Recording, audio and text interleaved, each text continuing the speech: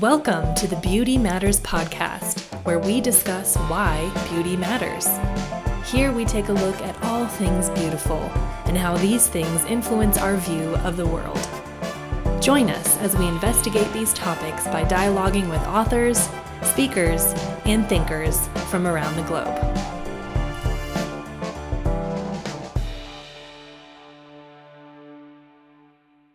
Welcome to the Created Beauty podcast, where we discuss beautiful things and their importance in the world.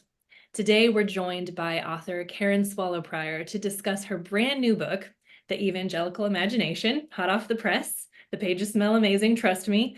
Karen, it is such an honor to have you here on our podcast. How are you doing?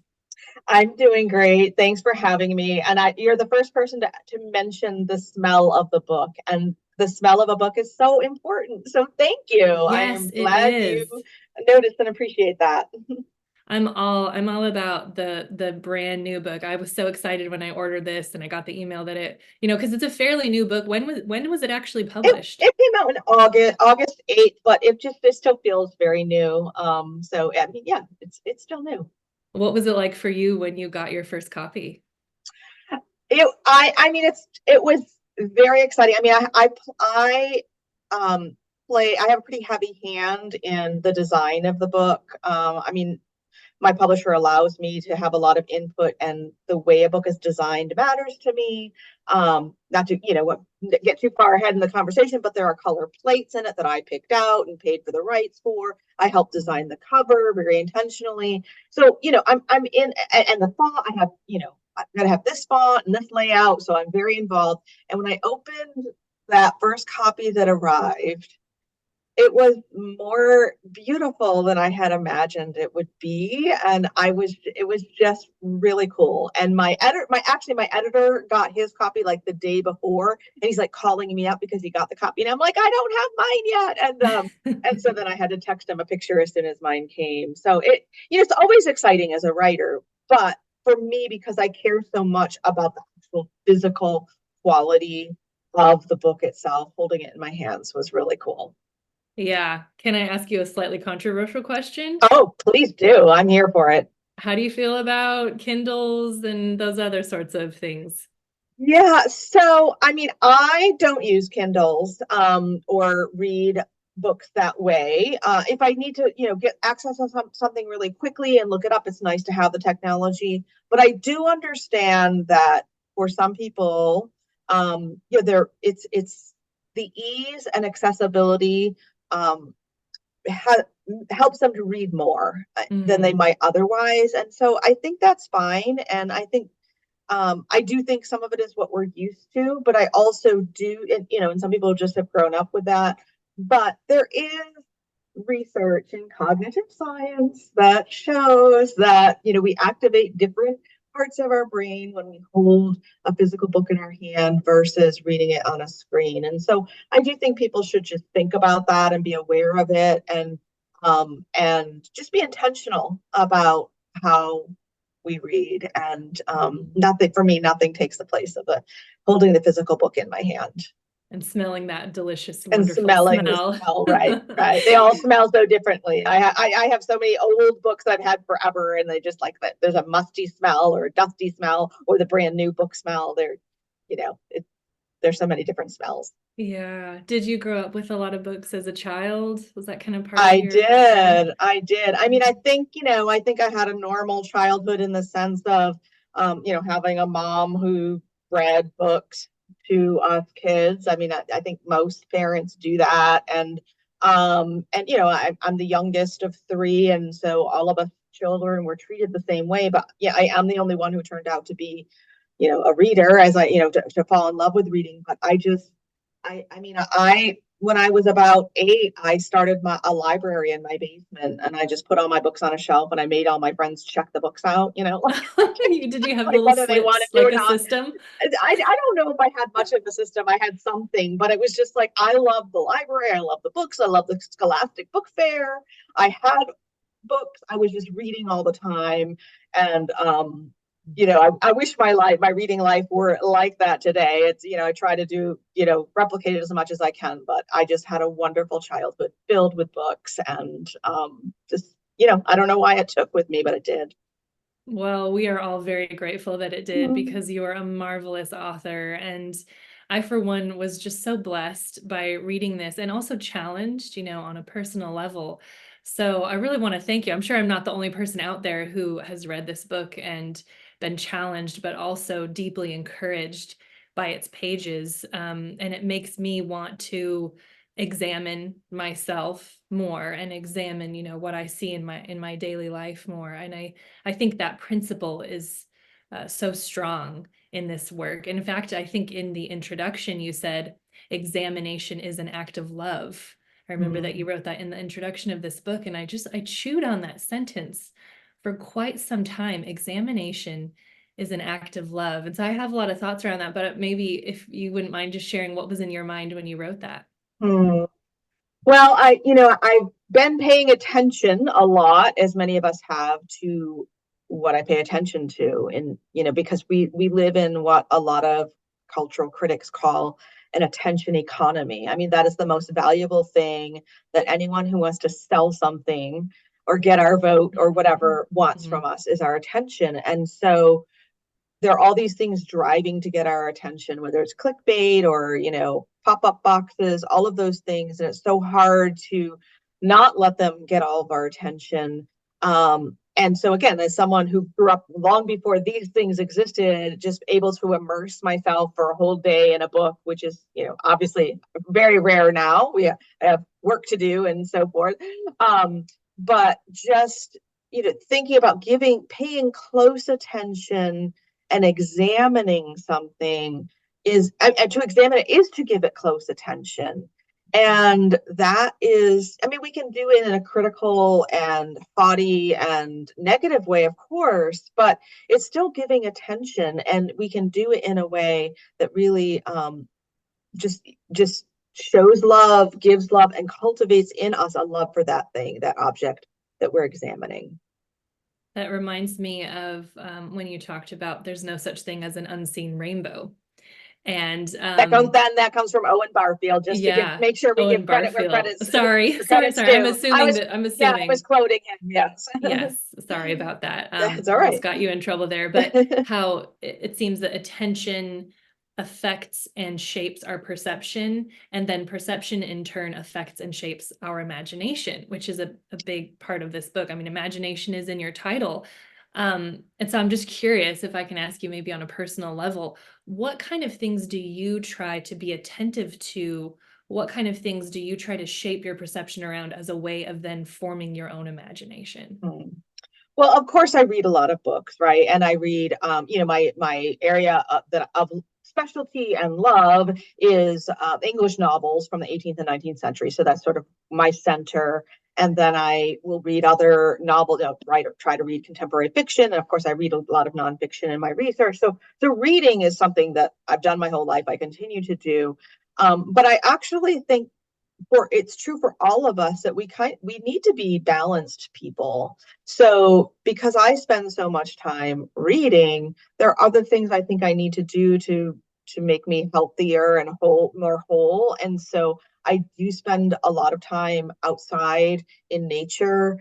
I run, well, it used to be almost every day. I mean, now it's in the winter and certainly wasn't today, but and I used to run faster and longer than I do now, but I still like every day that I can, I get out there and I look at the sky and I look at the trees and run through the woods, run down the road, and just really try to enjoy nature. So that's a very different thing than sort of my word-ridden life. And I try to, it's hard. Again, I walk around with a phone like everybody else, and I'm like, I want to answer my emails as soon as they come in, and I want to check my social media notifications as soon as they hit. I'm Mhm. addicted to it. But because of that, I really am intentional about being more attentive when I'm out, just in the shopping, uh, in the grocery store shopping, like paying attention to people, being kind to people, having conversations, not trying not to be distracted by that uh, phone in my hand that draws my attention so much more easily. So again, it's about being intentional about paying attention to the things that we that don't draw us most immediately. And for me, that's books and my phone. So I try to counteract with nature and human beings. Mm. It seems like quite a discipline living in that way, and it also seems like it's not just about investing in certain things that you're paying attention to, but there's also an element of weeding out or cutting out at certain times. You mentioned your phone. And I think that's a great example. But I connect with you on the natural beauty part, being a conservation biologist and spending so much time out in the wilderness, and just roughing it, but just loving it, coming home after a week being completely grungy, but feeling so alive. And then coming back to the digital world and almost feeling lost there. Mm-hmm. But it's a sacrifice, isn't it, to live life that way? It costs time, it costs energy, it Mm-hmm. costs intentionality. Mm-hmm. And so if I can ask you, and that's something that we look at a lot in the Museum of Creative Beauty. We try to ask people, calm yourself, take a moment to go out and enjoy and savor this and actually meditate on beauty and let it in, let it affect you. So I want to ask you, in your opinion, why is it worth it? Why is it worth paying the cost? Mm-hmm. I mean, it's worth it because our lives are richer because of it. Number one, that's like a selfish reason. I just, I travel a lot, and one of the things I do pay attention to is just, in driving or flying or whatever, just noticing the way neighborhoods are constructed and the way people um build their houses and live in their houses. And I this is just a personal sort of bias, and maybe I'm stepping on toes, but it's just interesting to me. I would spend twice as much money on land and half as much on the house if it were Mm, like, and so many people seem to buy big houses. I also run through neighborhoods and I see the big houses, and I never see anyone outside. I never see any, it's like there's no one living there. And so like clearly people are paying for the wood and the mortar and the brick and the windows and the fancy things, but are they enjoying the out? I live in a beautiful area of the country that most of the time, we have four seasons and they're mostly beautiful except for today. Now it has its own cold beauty. it's But people, snowing today for yeah, those who are yeah, sorry, listening to yes, this yes. podcast. Yeah. And kind of an unusual snowstorm for where we live. I mean, we have them every so often, but um and so again, just to be intentional, like maybe there are reasons, perhaps, some people don't have the time or ability to take care of a large lawn, and I get that, but I think so much is pre packaged and manufactured, and we just sort of go along with the way neighborhoods are built and the way houses are built and the way the Joneses live. That's how we're supposed to live. And so just and now I've lost track of the question, but there is sacrifice no matter Hmm. what. And so we have to decide, what is the most important thing. And the answer is, going to be different from person to person. But I think oftentimes we just don't even really think about it. We Mm. just, step into whatever our community or our culture um, decides is the way we're supposed to live. Sounds like you're saying it's worth it because you're really alive, right? You're really alive when you live life in that way, and you don't just allow yourself to remain sealed away in Right. your, convenient Lexus cages. I heard one song put it, you don't want to be sealed away from humanity, from other people. And so I love your description of trying to be attentive to people around you, because that's not real life to live that way, Mm-hmm. right? And you also mentioned you had this really beautiful section, and you quote C.S. Lewis, who was talking about as his mind was changing and as the way that he perceived the world changing. And C.S. Lewis, for those who don't know, he's a famous author, and he wrote works such as the Chronicles of Narnia and others. He's also kind of a philosopher as well, and a brilliant man. So, He was an English professor. How mhm, much, I'm a little exactly. biased there too, so I do love the Yeah. English professors. That's right. Yeah. Must be noted for sure. So you talk about how he said that he passed from dreaming to waking when he went from science to theology, spiritual things. And I think people, including myself, have often had that flip-flopped in our minds, where, science is seen as the real world. It's tangible, it's empirical, it's replicable. And then the spiritual things are a sort of ephemeral fantasy, each to each his own, they're more subjective, whatever. So I really was curious about that. And I had to read that section several times to kind of understand. But would you talk a little bit more about this? Because I think it's a new idea for a lot of people out there. Hmm.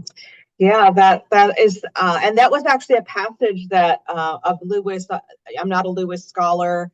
I enjoy a number of his works, but a lot of people are just crazy about C.S. Lewis. That was actually a passage that was new to me that I stumbled upon in my research for this book. And it is very interesting and powerful because, as you said, we tend to think of what is real. The most real things are the tangible things that are around us. And the things that are not tangible or material are either less real or, maybe don't exist in some worldviews and philosophies. But you know, I don't think you have to be a philosopher or have to think very deeply to realize that the realest thing that we all have is that relationship with someone we love, or that broke, even if it's a broken relationship or ruptured or traumatic, like that intangible emotional, spiritual, personal connection with a human being can affect us so deeply. In fact, one of the things that I don't talk about in this book, but has been part of my life over the past few years, is trauma theory, and understanding how, there's a famous book, The Body Keeps the Score, and the title sort of explains it all, how much of our bodily, physical, material experience is actually shaped and formed by previous trauma or other experiences. So in other words, like the way we experience the world physically and bodily actually is largely shaped by these events and emotions. And even the word, I think I do mention this in the book, even the word emotion, which on the surface we all think emotion, it's subjective, it's not real, it's not tangible, it's not material. The word literally means forming emotion out of the body. Like, so an emotion is actually, in its etymological sense, is literally a movement in the body, like a heart Wow. fluttering or a little tear, or an rush of adrenaline from excitement or fear. Like, emotions start physically in the body, and then we interpret it like, oh, I'm afraid, or maybe we don't interpret it, we don't have words for it. And so that's a lot of what therapy does for us, is to help us give words for the things our bodies are experiencing, um, in a very physical way. And so I guess my short answer to your observation is, we actually cannot separate the physical material world from our experience of it, from our understanding of it, and there's just such an interplay between them. But we, as moderns, we've inherited this rationalism from Descartes, that I think therefore I am, where we've separated out the body and the mind, and we think they're totally separate. But everything that philosophy, theology, and other disciplines, trauma theory is teaching us today, is that you can't separate them. The Mm-hmm. material and the immaterial are inseparable. Wow. What's that called again? Is it Cartesian dualism? Yes. Is that Yeah. right? Yes. Yeah, it's Yeah. a fascinating philosophy, that you can't yeah, well that is interesting. And it kind of makes me think of, even in the world of biology, there's this information that's that's beyond. It's not material. Information is immaterial, but the Mm-hmm. information comes first before the DNA. The DNA codes for it, that's but life itself is just one, like, big macro molecule that bears information. And where does the information come from? So yeah, it is, I guess, as you're explaining that, and then how the body keeps the score, that is so fascinating. That's definitely something I'm going to have to think about more. So thank you for that. I also wanted to ask you a little bit about this difference between fact and truth, Mm. which you touch on in your work. And that's something that I think I'm still learning about and I'm still confused about, because you say, if I can quote you, I think this is right, there's fact, there's fiction, and then there's truth, which transcends both. Oh, And that's, very good. I might not have remembered that line exactly, but I think you got it right. well, it hit me when I read it. It hit Mm. me. And I thought about that again and again. There's fact, there's fiction, and then there's truth, which transcends both. So to arrive at both requires work. And you say that work is imagination. So why do we need to use our like, I guess I have a few questions out of that. Why do we need to use our imagination to find the truth? Mhm. And then also, and why is finding truth in the world important? And then what's that difference between truth and fact? How are they different from each other? Okay, Sorry, well, that's a lot, yeah, no, Karen. that's all I'm right. sorry. That's, yeah, I'll just keep going here. So, I do love dogs. That was another thing I didn't mention when I give my attention to. I have two lovable, goofy dogs that are very spoiled, and so I pay attention a lot to my dogs, and they're interesting. My dogs live in a fact filled world, right? I mean, there's the fact of the squirrel they smell outside, or the bird that they see, or the bone that they want, or whatever. I mean, they just live in these fact filled worlds and are driven by facts, but they are dogs and they lack um, so many of the qualities that make us human, including interpretation and the ability to interpret and to imagine and to assign meaning to things. I mean, they're driven by the facts of their existence, the facts that are in the world around them. And we're exposed to those kinds of facts too. But we have this amazing quality as human beings to assign meaning to the facts. Again, this goes back to the unseen rain. There is no such thing as an unseen rainbow.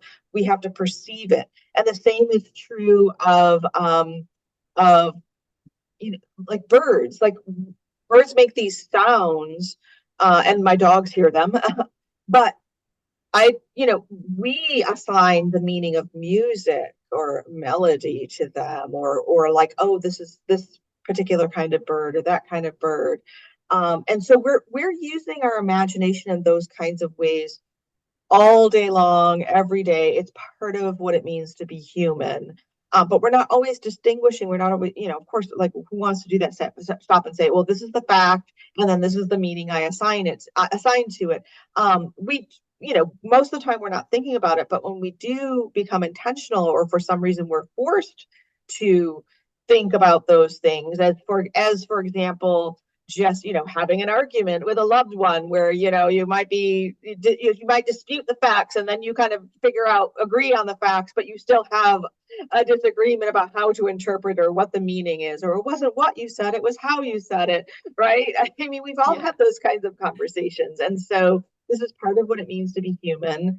And then what I said specifically in the book about fact and fiction and truth, I arrive at that because I do spend so much time reading fiction, and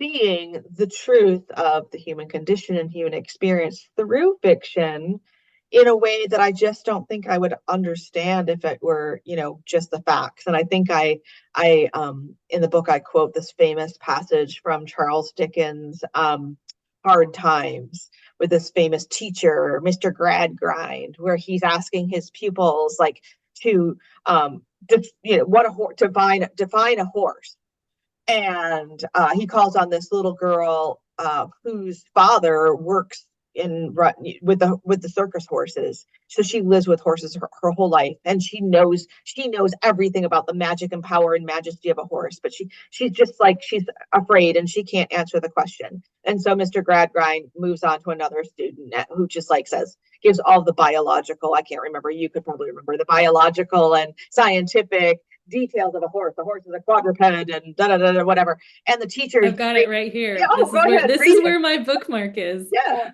Here's the answer: quadruped, gramnivorous, 40 teeth, namely 24 grinders, 4 eye teeth, and 12 incisive. Sheds coat in the spring. In marshy countries, sheds hooves too. Hooves hard, but requiring to be shod with iron. Age known by marks in mouth. So That's very a horse. factual. That's, Yes, yes. yeah, And who all of us know what a horse is, and we would barely recognize that description. Those are the facts, and they're part of what a horse is. But that's really not how we understand or experience or imagine horses. And so it's all, so the truth of a horse includes those facts, but the truth of a horse is so much more. Um, transcends. it transcends, yes. So there's more, is it more meaning laden or a different kind of meaning to truth? Is that what I'm hearing versus fact? Yeah, so I think, truth, this is you ask really good and hard questions. So truth, I think, it includes the facts, and it is about the meaning. And obviously we all have a different meaning that we would assign to a horse. Like some people are afraid of horses, some people love horses, right? I mean, so there's that element that's very subjective, but there's also just the essence of what a horse is, and just the fact that we give it meaning, um, as human beings, not just individually, but collectively, like what the horse has meant to human history and civilization and so forth. And so we aren't necessarily always going to, I'm not going to grasp the entirety of what a horse is. But my understanding of what a horse is the truth of what a horse is much, much more than those facts that Dickens relays in his narrative. I think that is so beautifully put. And I think that has so much to say about ourselves as human beings. That we are more than just biological clocks, machinery ticking, I mean, electrons moving here and there to create the consciousness inside of our brain so we can be aware. I mean, we are more than the brain, we are more than the body. And I Mm-hmm. like that you use the word essence. There is an essence to us as human beings that transcends, just your DNA. Or, I mean, we talked a bit about trauma, right? And how trauma can shape you. It can shape who you are, but it doesn't define who you are. There's more to your essence than your past. And I really like that distinction between truth and fact that you touch on. I mean, it's deeply encouraging for me, and I'm sure it's deeply encouraging for other people out there who have struggled with self-worth or value, or, we're just mindlessly dancing to our DNA. As Richard Dawkins would say, you're trapped in your genome and there's no way out. So don't try to create your own destiny and things like that. Um, so yeah, so thank you for sharing that. I just think that's so beautifully put, and really wonderful to meditate upon, that there is a distinctive difference. Um, can I ask you a question about another quote that you had? Of course. So it's from James K.A. Smith, and I'm not familiar with that author. Can you briefly tell me who he is? Sure. He is he's a philosopher by profession and a professor at Calvin University. And so he's written a number of books, always, philosophical and theological, and most of his work is in the area of St. Augustine. Okay. Who famously wrote about the connection between beauty and goodness and truth, right? That those three transcendentals, that's a hard word for me to say, kind of fuel each other or lead into Right, each other. right.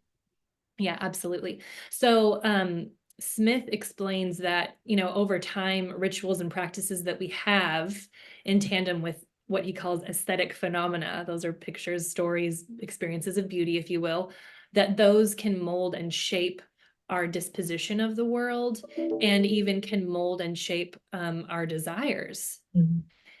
And I really connected with that thought, because I, like many people, I think I have good desires and bad desires. And I'm always trying to figure out, how can I, feed the good wolf and starve the bad wolf that are living inside of me. And so I just wanted to ask you, as comfortable as you are sharing, Karen, what does that look like for you? I mean, what are the rituals and the practices that you've implemented in your own life that have helped you to train those desires? And what are the desires that you are cultivating in yourself? Mhm. That's a great question. And again, I do go back to reading, which is something that I began practicing from before I could read, when my mother would read to me, and then I could read on my own. So that's just been a lifelong habit and practice that has that deeply formed who I am. And I think, just yeah, so much of it ends up being almost accidental in some ways, or seems accidental. The lives that we suddenly, we build and we suddenly find ourselves in. But in but again, if we're intentional about it, then it really isn't accidental. And again, going back to other examples that I've drawn on, I mean, it's always been important to me, and to my husband. Actually, we both grew up in the country, and so it was important to both of us to live in a rural area. And we weren't always able to do that. We worked and we dreamed, and we ended up buying a house that was uninhabitable. No one else would live in it, but we did. So that was a sacrifice that we made. Like other people would be like, "Oh, I'm not living there." Well, we lived in it. My husband's done a lot of work, and we're still working on it. And Can I pause so you? yeah, What was the deal? Did it have running water or electricity or what? it had the town had to put a well in before we bought it. Everything had to be wired and replumbed. Oh my And so we gosh. did, like, I did have to, like, we had to eat, we had no water for a little while, and we had no Wow. electricity for a while. Right. So, so yeah, it You're the doesn't real get much. deal. Yeah. And so, but that was, so we have built a life around that, sort of living in a rural area, and how, putting a lot of our energy and time to a home. And so doing that, I mean, that was a vision and a dream and a desire that we had, but there's a reciprocal aspect of that, is that doing it actually, sort of reinforces and cultivates those priorities. And so I have an even increased desire to just like live in the country, live in this home. And, I've been, just as an example, I've been recruited by other institutions, and that I've just said, I won't live in the suburbs of the city. And so if you can't afford to get me a few acres in the country, then I'm not moving, because it's been a priority and has become more of a priority. That's sort of a big example. I already mentioned just, the way that our devices really try to make us habituated to giving our attention to the clicks and so forth. So that's something that I have to fight and be intentional about, as I think we all do. And Smith writes about this in a number of his books. The one I don't think I cited here, but the sort of the most accessible version of this that he gives for anyone who's interested is called "You Are What You Love," which the title itself just um, it repeats what I just said. Is like, we do have certain desires and loves, but we can actually work. We either, as you said, the example you gave, we either feed that wolf or we don't. And so we have to choose which wolves we're going to feed, whether it's, our healthy or unhealthy lifestyles, or just the way that we live our daily lives, the work we do, and those that's how we develop a life that's filled with practices that are built on habits. Mm, that's great. Thank you so much. Well, I want to ask just one more question. We've talked a lot about truth, and we've talked about how goodness and beauty meet up with truth to create those three transcendentals, those qualities. And they're all facets of reality, or ways that we can see reality. And truly, they are things that lead to the divine, as Augustine said. Those are things that will point to, we've talked about what's transcendental, what goes above. And there is this idea that there's something greater, something more than just what you can see and feel and touch. And